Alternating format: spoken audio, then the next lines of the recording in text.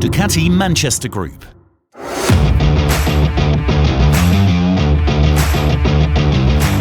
Ladies and gentlemen, nice big round of applause. Let's hear it for Glenn Irwin, Carl the King Fogarty, and Troy Bayliss. I've been breathing in all the way through that, I have.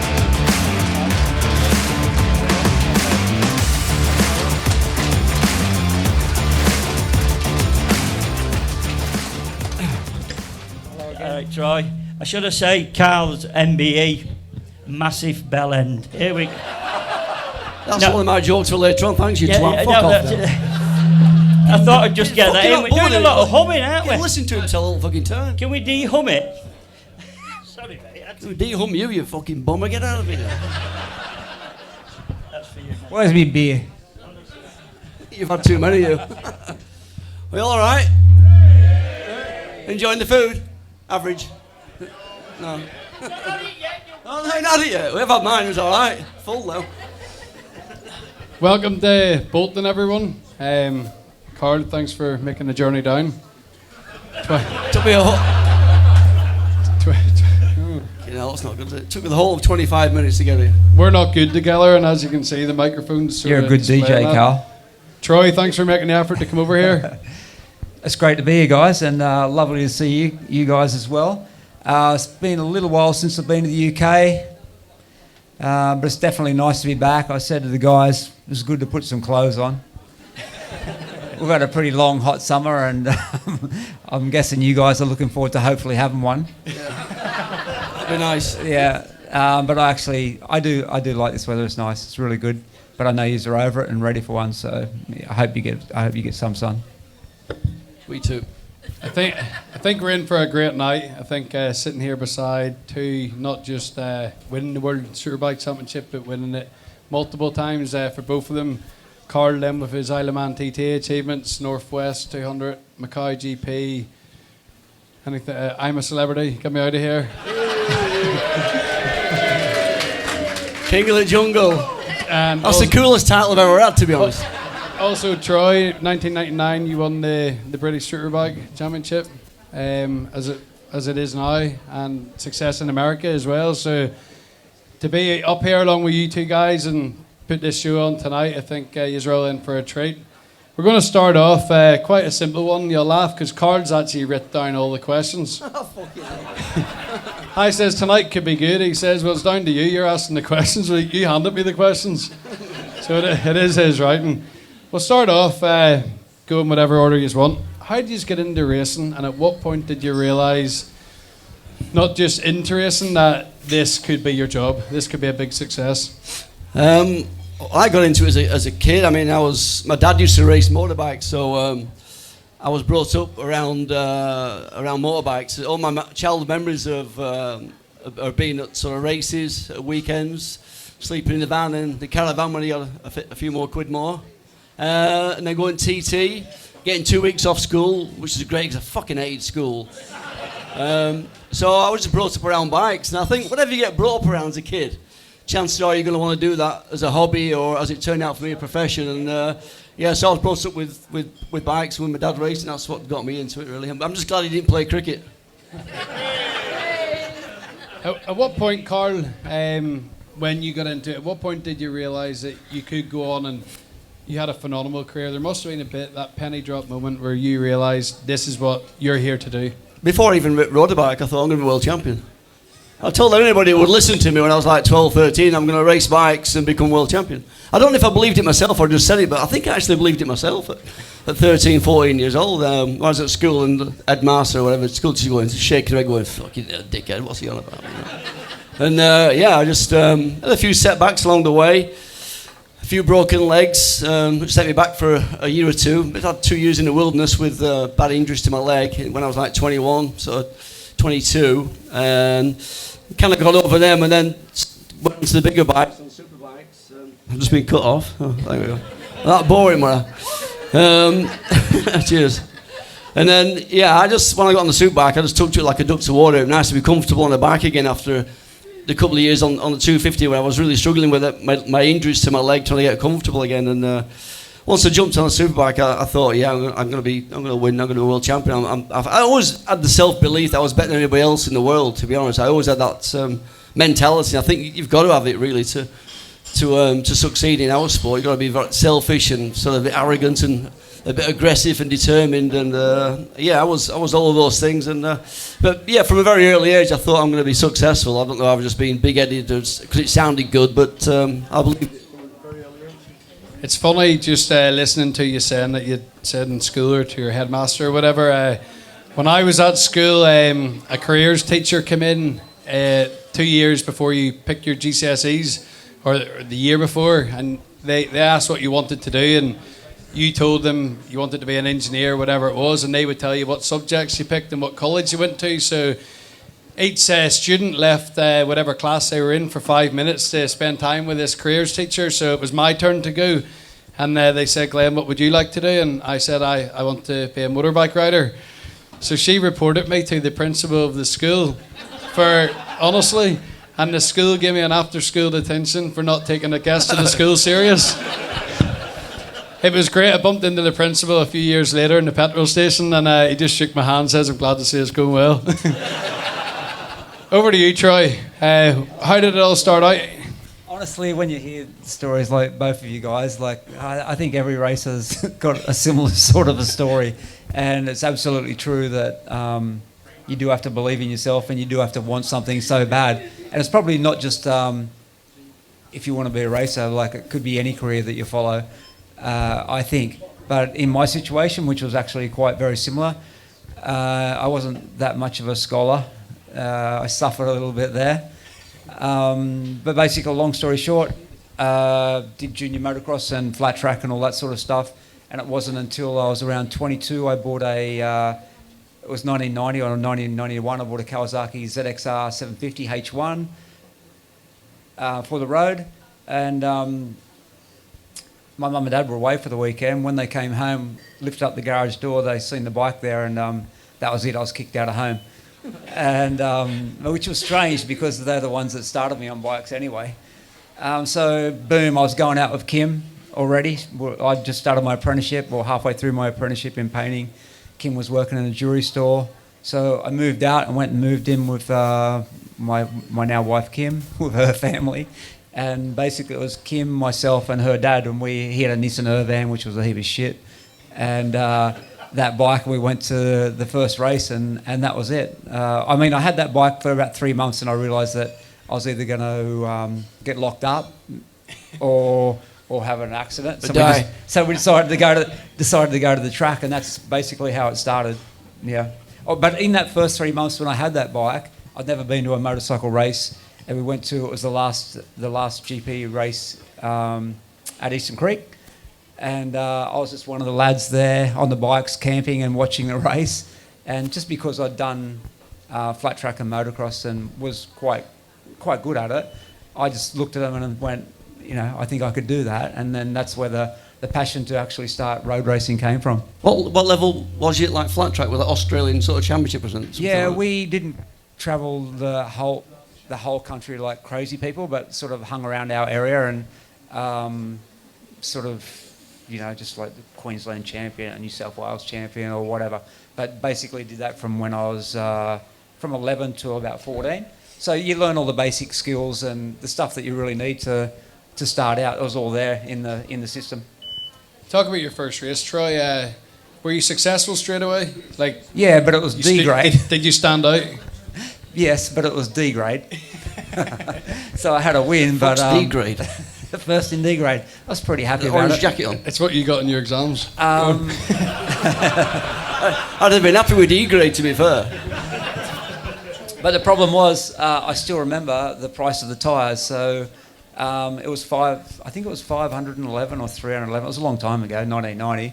But always when you're first starting, the most expensive thing was tyres for the bike. So I'd spend all my money, Kim would spend all her money, and that's just how you did it. And I'm certainly not the only one that's done it like that, that's for sure. And you sort of believe in yourself. My boss didn't like it much at all. Kim's boss didn't like it as well, and they both knew each other and were friends. And yeah, so actually when things do turn around and do work out, it's not like you turn around and say, in your face, you know, like it turned out, but like thankfully it did. And you know, a lot of people do not agree with the way that you want to do things, or don't believe in you. And like Carl said, and like what you're doing right now, you believe in yourself, and you've got a very narrow focus on what you want to do. It's funny just listening to some of the things you're saying there, and you can relate so much, you know, to the price of the tires, and you know, you back before it became what it did for both of you guys. Like we do put every penny we have into it, and I can relate a similar story. So back when I was younger, I had a car accident, and when I was 18, the claim for that accident landed into my bank account. It wasn't a lot of money, but it was like 20 grand or something like that. And I remember I used to ring Dunlop, Pat Walsh it was in the UK, and order my tyres for racing at Irish Championship. And it would have been like 2 or 3 grand's worth of tyres every time. And he told you the price, and you gave him your card number over the phone. You didn't blink an eye. But you could have went into Belfast shopping for a pair of trainers, and you lifted a pair up at 50 quid, and you're like, nah, dude. It's unbelievable, but I guess that's why, you know, it's all that hard work and belief and putting effort in, and you do get out what you put in. Yeah. Listening to you as well, so your dad kicked you out of the house and your mum for buying a bike, so I'm assuming, unlike Carl, whose dad raced a TT, and my dad, who was also a road racer, is it in your blood? Was your dad a racer, a motocross or anything? No, basically I grew up on a small sort of grain farm, you could say, and just like a lot of kids that sort of grew up on land, I just started on a little Honda Z50, and then you know, it was just every day you could ride a little farm bike or whatever you had. So, and then my dad was the one that sort of put me into junior motocross, and I certainly didn't want to do it, but then it's too late. Then after a few years, you know, it's built into you, and so I don't think I got kicked out because I think he was just worried about my safety. And probably just wasting money, maybe. I don't know. I never asked him, to tell you the truth. But we've all been there, and like you say, you spend everything you've got to make it happen. And honestly, there's so many times, and I'm sure you guys have had the same feeling, where you basically nearly give up before you even get there. And you just go, I went through a stage where I was just breaking wrists in the Australian Championship, and I just thought I was finished and done, but I think it'd be impossible to break one. You're finished and done now. Certainly. Yeah, I am. Yeah, I think the same. When I led there in hospital with these pins sticking out my leg and thinking, what the fuck am I doing this for, you know? And then as soon as the pain goes away and the pins are out, you just can't wait to get back on the bike again and go and try and win that next race. Talking about Car's leg, we were standing on stage in Scotland a couple of weeks ago, and obviously you were tired because of your leg. So you stand beside him, his leg sort of goes a bit gammy at times, you know, he starts to wobble. And a guy had put a tweet out saying it looked like Carl Fogarty took a stroke on stage in Glasgow. It was his knee giving way. What you to both tell us, what did it feel when you won your first World Superbike Championship? And Troy, I want you to tell everyone who perhaps doesn't know how the opportunity came for you to come about from America. Yeah. Because of me fucking myself up. It wasn't your fault in the end. you were unlucky in the end, like far out. But I had my time here in Britain 2 years, and it was a great time. It's another very long story, and I'm glad we've got fucking hours to talk about it. But I felt like I did my hard yards, and I learned a lot here. Especially I learned how to ride in the rain as well. That's for sure. I was riding for GSE at the time. Towards the 99, we happened to win the championship, and Carl presented me with the trophy, which was very great. He was in his prime at the time, and GSE wanted to go to World Superbike, which eventually they did with Hodgson and Toseland, I think. But at the time, it wasn't happening, and Darryl said to me, there was nothing happening in World Superbike, and there was an opportunity to go with Vance and Hines in the USA. And Darryl said, well, basically you go there and we'll see what happens in the next year or so if we happen to end up going to World Superbike. So we packed up the family and off we went, which was a great short opportunity, but we got to race Daytona. Sears Point, crashed out of Daytona, but was lucky enough to have a pole position, which was nice. Sears Point, another pole position, but then the place got rained out. We had to come home and sort out visas, and we were at our friend's place, and Carl happened to be at Phillip Island where he had his accident. And I remember watching 100% when the crash happened, and straight away you knew it was serious. And actually gives me fucking goosies thinking about it, because you never want to see anyone get hurt. And my mate a little bit later on said, I reckon Ducati, we're at a barbecue, just hanging around. He said, I reckon Ducati are going to call you. And I was like, didn't really think much of it. And a few days later, get the call. Because they've got to have, it's how the business works. They have to have people on a bike, and they can get away with it for a little while, but they need to have someone on the bike. And that's basically how my opportunity came. I was always hoping that I was going to make it in the World Superbike, but I thought I was going to have to do a few more hard yards yet. I wasn't expecting this scenario to happen. So it was terrible for Carl. But he's had a great time along the way. He won a lot of championships, won the most championships for Ducati, the most races, and it was definitely, I don't know how much longer he could have gone for, but it was definitely starting to go into the twilight of your career, you could say. The 10 years ago at least I had. Probably 10 months, I think.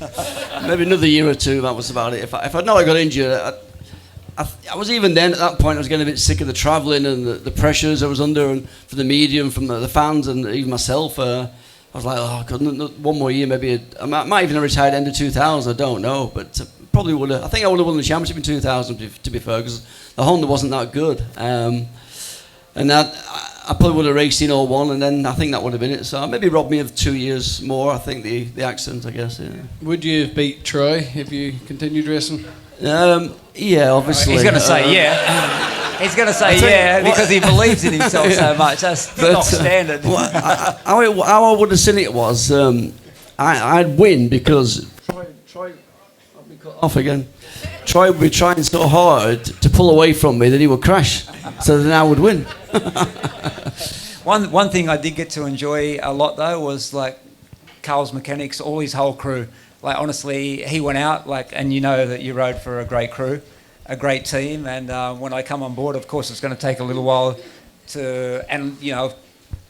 I didn't walk in there and feel comfortable straight away. That's for sure. It took a long while for that to happen, and quite a while to get to know the guys and understand them. But once I did and understood how good of the guys were, and I'm sure you had such a great time with them along the way, and I got to experience that as well. Some funny buggers, that's for sure. But of course, the boss, Tardozzi, as much as we love him, he was a hard ass. And I think Davide won the first Superbike race here. I think it was in Donington. I don't know. Yeah, it was 88 in the wet, I think it was, yeah. Yeah, also an Isle of Man TT racer, Tardozzi, wasn't he? He did the TT? Right. Yeah. Did he? Yeah. I didn't know that. But yeah, he was a hard ass. And anyway, he's still going now, as you well know. And still kicking goals and going through riders. But yeah, he still says hello to us. It's your first World Superbike title, Carl. How did it feel? How did it come about? Relief. Well, relief and emotion was the two words I would use. I should have won it in '93. I won 12 races, I think, to Scott Russell's 4. But my first year as a factory Ducati rider, and I just crashed out of races while leading. Leading at Brands, I crashed. Leading at Donington, I crashed. Leading in Japan, I crashed. Leading in Portugal, I crashed. And it just cost me the championship, really. So at the start of the '94 season, I was like the favourite to win the championship, even though we had a brand new bike. And that the media made me sort of favourite and whatnot. And I won the first race of the year at Donington, which was more of a surprise to me than anybody else. I mean, nobody thought it was a surprise, except I did, because I didn't really like the bike at the first. At 916, I felt nervous, felt twitchy, and I couldn't carry the corner speed that I could like with the 888. And then the second round, I crashed in Hockenheim in practice and broke my left wrist. I had to miss the Hockenheim races because obviously I broke my wrist in the practice on the Saturday morning. Then I raced in a cast about 2 weeks later in Misano. I couldn't use a clutch proper because of my wrist, and I broke the gearbox with a few laps ago while running 5th place with a broken wrist. I finished 5th in the second race, and I was so far behind in the championship at that point then. Russell kept winning all the races, and I thought it was over. Then I put in a run then of winning double races and doubles, and there's all sorts going on. I was moving house, had a new baby on the way, we had issues mid-season with reliability problems, and it kind of all came down to the last round of the year, the other side of the world, obviously Australia, and I knew what I had to do, and it was just under so much pressure to do it, because I thought, I don't want to come this close like I did last year. I should have won it last year, and after come this close and to lose it again, I just wouldn't be able to take it, to be honest. And I had a 5-point lead, and I won the first race, and that pretty much put one hand on the trophy, to be fair. And then the second race, I was just following Russell round, stuck behind him. Anthony Gilbert, he won the race. He cleared off and won the race. His first time on a Kawasaki. He was probably the youngest ever winner at the time. That's another story over Ante about his talent and stuff. And I just sat behind Scott, just running the laps down. About 2 laps to go, he just signalled like, "Fuck it, it's yours," sort of thing. If he'd have had a towel, he'd have thrown it in. And I just thought, well, what's he doing? I kind of went past him, and I thought, is he going to try and knock me off or something? Because if he win the world championship, he does. And I think he pulled in and changed the tyre, but which is stupid. There's only 2 laps to go. I mean, if I'd have broken down, he'd have won the world championship. But I came around and saw the checkered flag, and I just collapsed over the bike. I'm just bawling my eyes out. I've got goosebumps now thinking about it. I was just so emotional and so relieved that I'd finally achieved my dream of winning that World Superbike title, having come so close the year before and gone through the year I'd gone in, coming back from a broken wrist and other issues and whatnot. And first thing when I came in, I was like filled up in my helmet and everything. I was trying to find Michaela and pushing Barry Sheen out the way because he wanted to interview me. Trying to embrace Michaela because she'd been through the journey with me since before I started racing, even, to be honest. And we just both hugged each other and just crying our eyes out. It was so emotional. It was really emotional. Just the relief and emotion more than anything for winning that first World Championship. It was very special. And you, Troy? It was 2001, so yeah, nice, really good. So I joined when Carl had his accident, so it was like a third of the way through the year. So a lot of the tracks were new to me, and basically it was I didn't know at first that I was actually going to be stuck on that bike for a while, because in Sugo the first time I rode it, I didn't do very well at all. And then it's funny, Carl, when you were at the toilet, Carl said he didn't do very good the first time he rode it. Yeah, Sugo's a funny old track though, especially for Michelin tyres. It's a difficult place, to be honest. It always it's a miss with me, really, Sugo. Yeah, did you feel pressure, Troy, when you were given the opportunity? No, the problem was like we didn't have time to get anything ready, and I had to get into Carl's leathers. And he was a little bit smaller than me, not much. Bigger down there, though. I was going to say they were a bit tight down there, but I left that. But actually, Sugo was a disaster. I didn't finish one of the races. The first one, I was just involved in a pile up on the first corner, and about 5 or 6 guys went down. And the second one, there was a guy by the name of Tamada. I think you might know his brothers, Ham and Cheese and Tomato. No, but anyway, he was a great rider, and he was, how the Japanese specialise at their tracks. Holy Christ. You go there and sometimes they can make you look silly. But anyway, I got taken out again there. So the first year in 2000, so long ago, I can't even remember if I had a race win. Yeah, at Hockenheim. Had a win at Hockenheim, but the whole story was learn the tracks and then move on. So 2001 was my first championship, and of course it was an incredible surprise and an incredible feeling. And but even then, at that stage, I thought I did, but Tardosi used to always remind me, Troy, you don't believe in yourself, blah, blah, blah, blah, blah, and sometimes that shit can play on you a bit too. Like, I thought I believed in myself, but he's telling me I don't. Whatever. I don't know.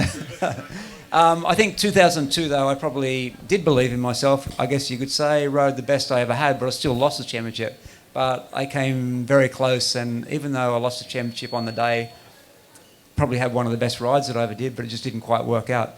So it's funny to win one, to lose one, and then win again. You just take them, come and go. I mean, when you win the championship, it's like icing on the cake. But sometimes a race win was sometimes a better feeling. So, like I just used to like winning races, and the championships were like a bonus, I guess you could say. I'm looking forward to experiencing the championship feeling myself. Yeah, you're up at this year. Very close last year. Yeah, it was. Holy shit. Yeah, it was good fun. Half a point. Like you say, it was funny again listening to you. 2002, you believed in yourself. You had one of your best years, but you didn't win the championship. My year last year was so similar. We won more races than anyone in BSB. We led more laps. We had more podiums. I finally believed in myself again. Similar thing, like you believe in yourself, but then when you really believe in yourself. Had the right package, the right team. I thought it came together, but it was like the great train robbery. It just didn't quite happen in the end. But it is what it is. We could sit and timeline these guys' careers all evening, but we would be here till tomorrow. And Carl doesn't like working overtime. It's not true. So there's not a lot of work in him these days. But so we'll bounce about a bit. We'll ask you, any points during your career, looking back, any decisions you regret that you've maybe changed and it could have panned out different? Yeah, for me, leaving Ducati, leaving a winning team and going to Honda, I fucked up there. I fucked up. I did the same. And what were the reasons? I fucked up too. Guess what? I just saw the pound signs, I think, and the free Honda Prelude. Fucking Prelude. and a free motocross bike, and fucking, I don't know, but it was a strange year because even at the start of the year, I thought to myself, I'm not going to win this year, and I was almost happy with that. And I look back now and think, why was I like that? Why did I lost that motivation, that killer instinct, that aggression, to determination to win? But the bike and being at Honda, it just wasn't like my family. It wasn't like my bike and my team. It was like I was just one of a number of Hondas of just the MotoGP and the Suzuka 8-hour race, all that kind of stuff. And I never felt home there. And the bike just didn't quite suit my style of riding. I could win at Assen 2 races at Assen, no problem, and then go to another circuit I really liked and be like 5th or 8th. I just couldn't find the consistency with the bike, and maybe a lot of it down to me not working hard enough in qualifying. I don't know, but I even went down to the last round in Australia with a mathematical chance of still winning the World Championship. So it wasn't that bad a year. It was 4 of us went down to the last round, and I came out 4th of the 4. But yeah, I should never have broke up a winning team. I would have won it in '96 for sure. There's no question of that. Troy won it. Troy Corser won it in '96, but he wasn't in the same class as me. To be fair, I don't think he wasn't really. He's a good lad. I love him. But I partied with you, and you're quite good, but I think he's even better, isn't he? He could party for sure. Yeah, I don't want a night out with Troy. No, not me, Corsa. Yeah, that was my regret, really. And then when I went back to Ducati, things had changed. Did you go back with your tail between your legs, or how did it come going back? Ducati had a bit of a nightmare with John Kaczynski, who rode for them. I can see why he had a few issues in his head, did John.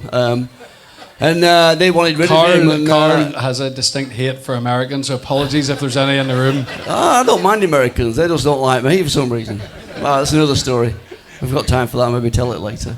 But I think Virginio wanted me back. He wanted me back, and I wanted to come back. I was like, yeah, please take me back.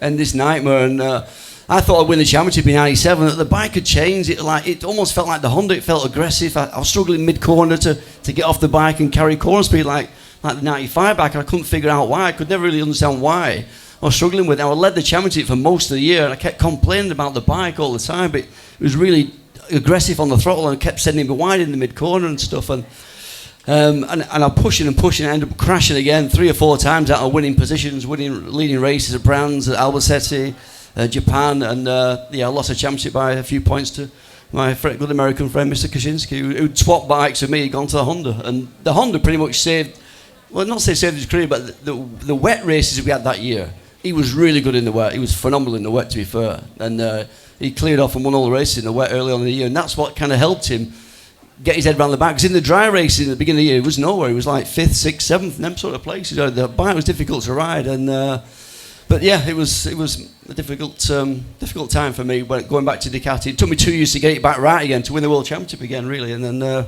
we were away. We won it again and again.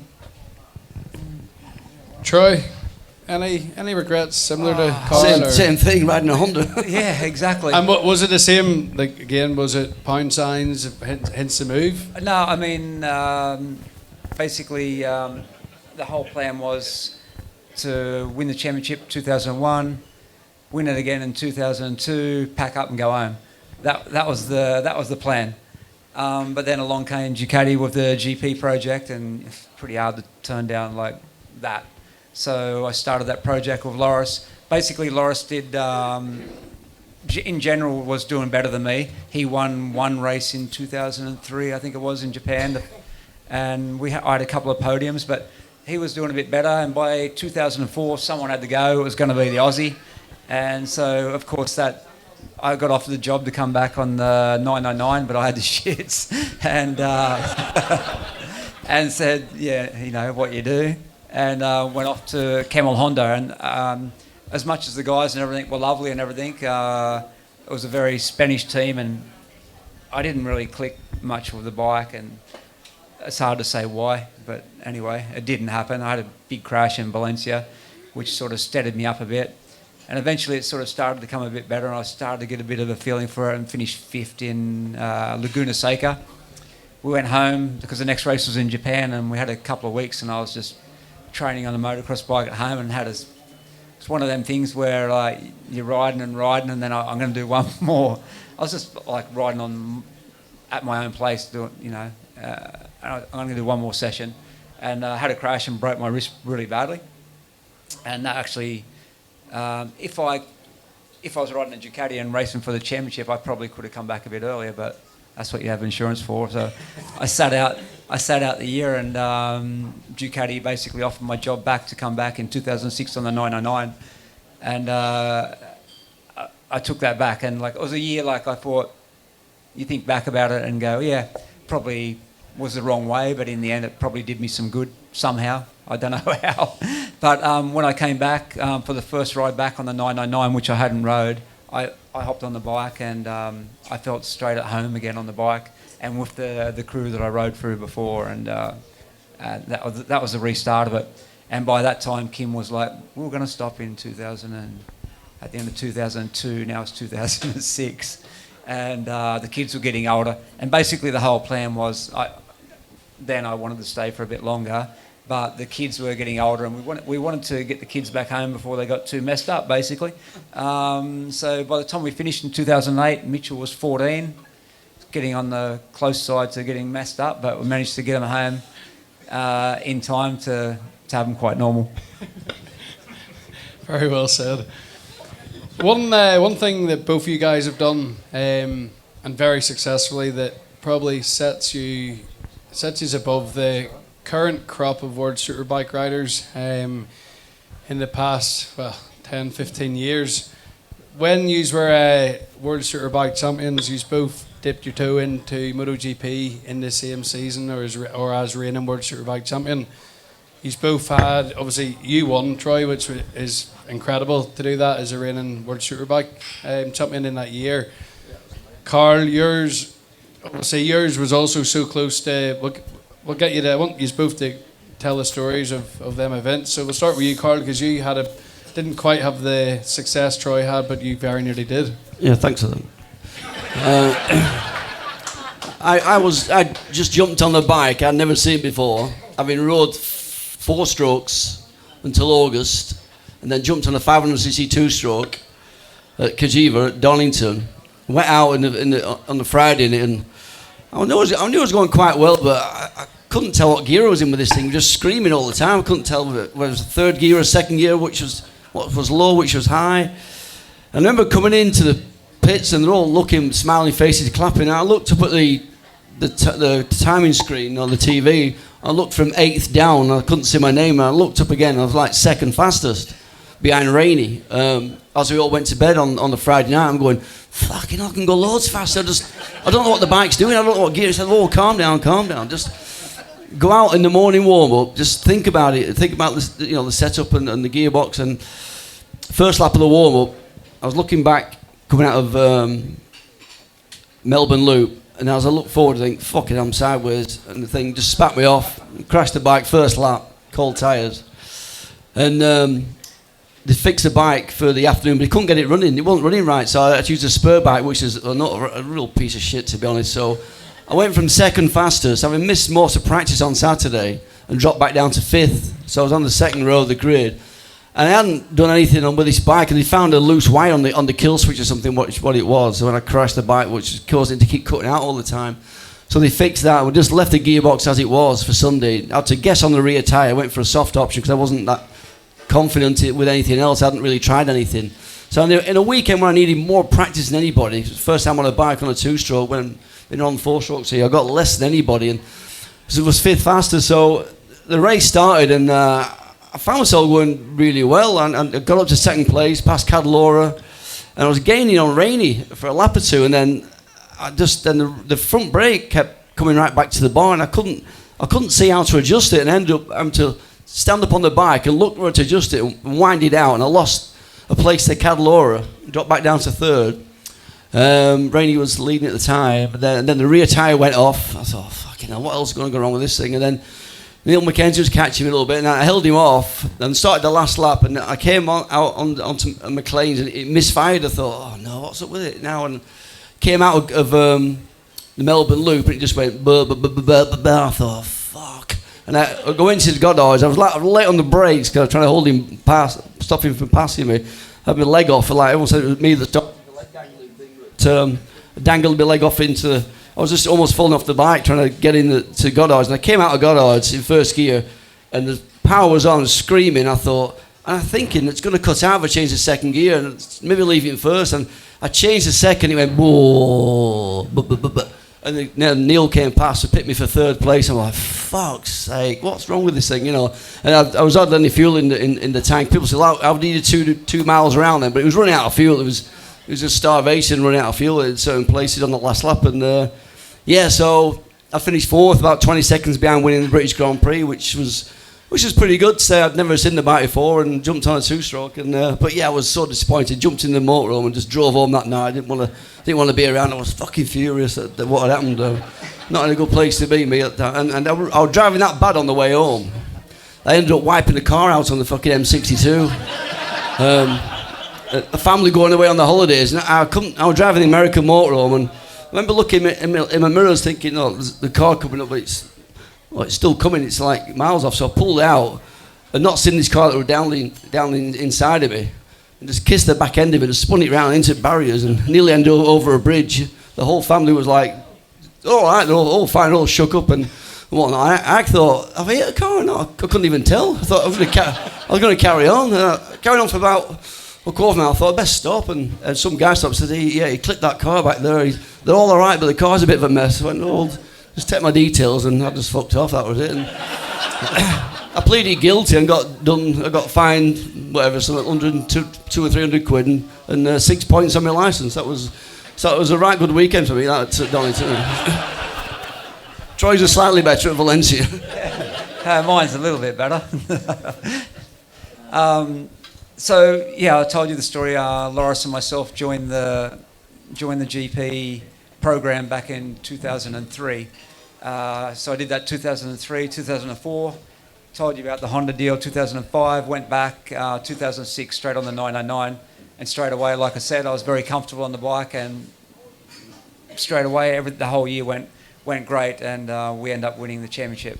And so basically, which is pretty standard on a Sunday night, you have some beers, have a good time, but when you happen to win the championship, you always have a few more. And then we carried on home and sort of continued on the party for a week, basically. And whether it was a week or 2 weeks later, I know it was maybe the Tuesday before the race. The guys were racing before that, they were racing in Barcelona, so Gibernau had a big crash there and broke his shoulder or whatever he did. So the guys give me a call and asked if I'd like to come back and do the last race in Valencia and be part of the story, because it was the last race of the 1000cc before they went to 800. And they said, Troy, it's a good idea. You started the program with Loris. It'd be a good way to finish. And I was like, I got the sack from there. But shit, in Valencia I always go pretty good. And then Kim was sort of not real keen on me doing it as well. But anyway, it went backwards and forwards like it always does. And the biggest thing that I really wanted was I wanted which was basically Carl's crew as well. I wanted Tardozzi, Paolo Ciabatti. I don't think you had Ernesto though, did you?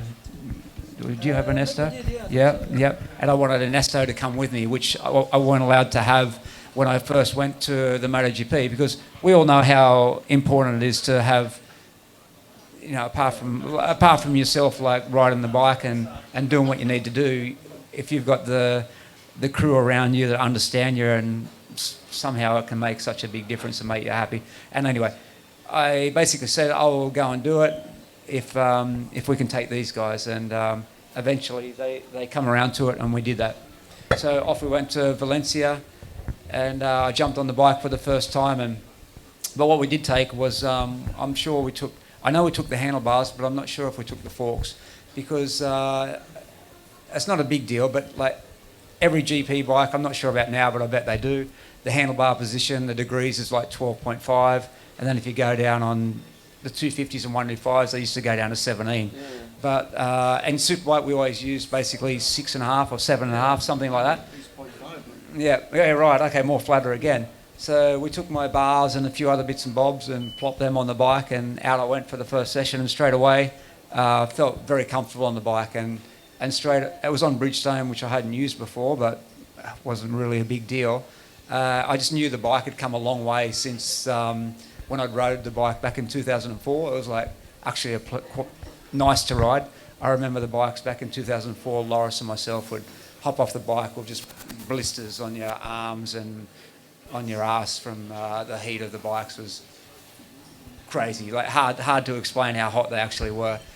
But the bike was good, and straight away it was like when I think back about it, it was a bit like a fairy tale. Every session just kept getting better and better. Were you getting the feeling early in the weekend that you could go on to win it? Just say Friday. Top three, probably. Yes, by Friday I was like, this is looking pretty good. Like I'm doing well. But I didn't have the I'm going to win this feeling yet. But then I ended up qualifying second. I think it was Valentino was fastest, but right there. And then come Sunday morning, and we went out and did the warm up, and I was like 13th. And I came in and I started stressing a little, and Tardozzi was like, don't worry, it's all good. Like by the time the temperature comes up, the tyres that we put in this morning are going to be absolutely perfect. But yeah, everything had gone so good, and then I came in and it wasn't great, and I had a little hesitation then. But anyway, the lights went out, off I went. I got a great start, and honestly, after 5 or 6 laps, I honestly thought that I had it. I knew Loris was there, and he was like a dog with a bone, but I just felt so good on the bike, and we all know what that feels like when everything's going so good. I was riding hard, but I wasn't riding over the top, and I could keep that gap, and and then with 4 or 5 laps to go, I was absolutely like, you just know what's going to happen, but you can't start waving to people. Going, yeah, this is great. You got to keep calm, and you can't actually. I didn't really have a chance to roll off, but we've been in that situation before where you don't want to actually slow down too much too, because then you sort of lose the way a bit as well. So keep it smooth, keep it fast, and boom, over the line you go.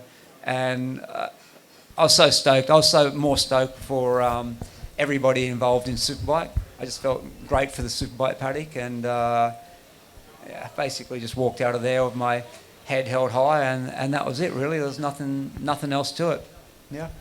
I think we'll give him a round of applause. Still the only ever person to achieve that feat. Carl keeps flicking his watch to me. So we will wrap this part up with a few quickfire questions, but before that, should we go into a story about the Aleman TT that involves Troy, Carl? It's nothing really. It was and just also we'll ask Troy, did conversation he ever think of TT? where we had when we did the Goodwood Festival of Speed. It was in 2008. Troy was there, I was there. We remember having dinner one night. He was with his wife Kim, and I was with Michaela.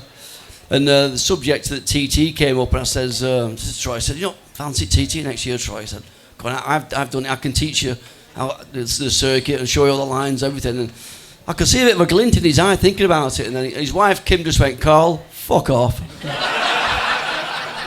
That was the end of the TT conversation. Yeah, funny. Because also that when we first came over in 98, I think it was 98 or 99, I had an offer to go and do the TT.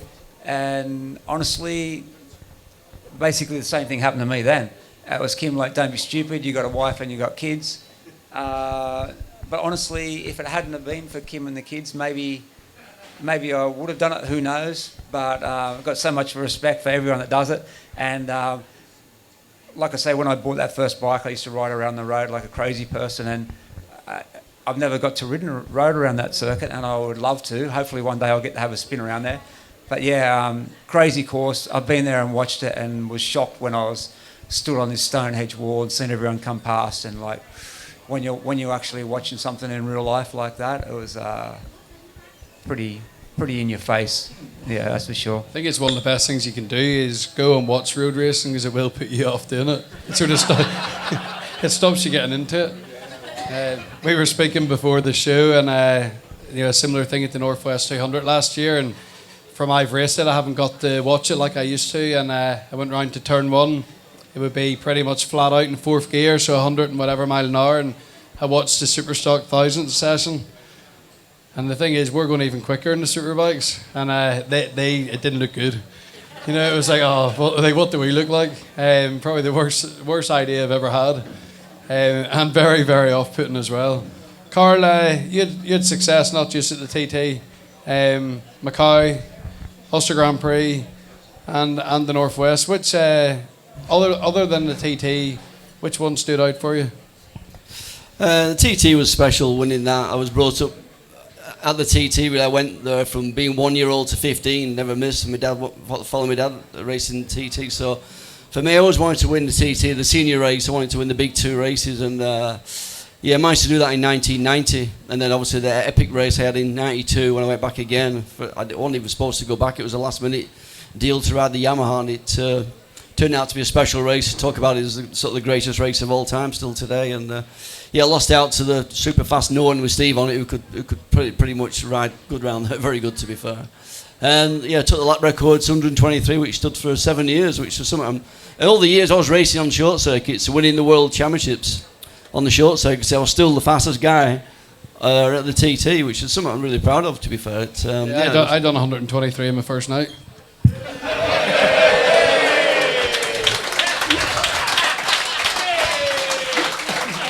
Yeah, but your fucking bike with 30 mile an hour faster than mine. Right, I know you are all getting hungry, and I think we are stopping at 8:30, so a little bit of quick fire, just one word answers. First one to you, Carl. World Superbike victory at the British round or TT win? I'm under starving. World Superbike round. Troy, World Superbike Championship or your MotoGP win? Championship. There we go. Championship, right. Yeah. Next one, yes or no, and it's to you, Troy. Would you swap a World Superbike title for an Isle of Man TT senior win? Well, I've got three. Just one of them, yeah. One yeah, I'll title. swap one. Yeah, Okay. shit, yeah.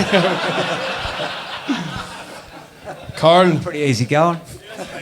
would you swap a World Superbike title for a MotoGP race win? Yeah, I would. I've got 4, so I've got one. A few left. One more each. Troy, give away all your world titles for Ollie to win one.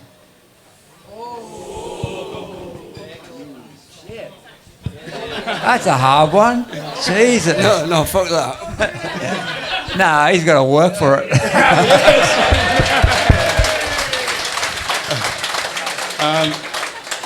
Carl, eat cockroaches in the jungle or watch your daughter on Love Island? Eat cockroaches in the jungle any day. Enjoy your food, everyone. Cheers, guys. They're not getting away with it that easy. Come on, ladies and gentlemen, they were fantastic in that first half. Ducati Manchester Group, leading the way. Dundee, Glasgow, Manchester, Preston, Stoke.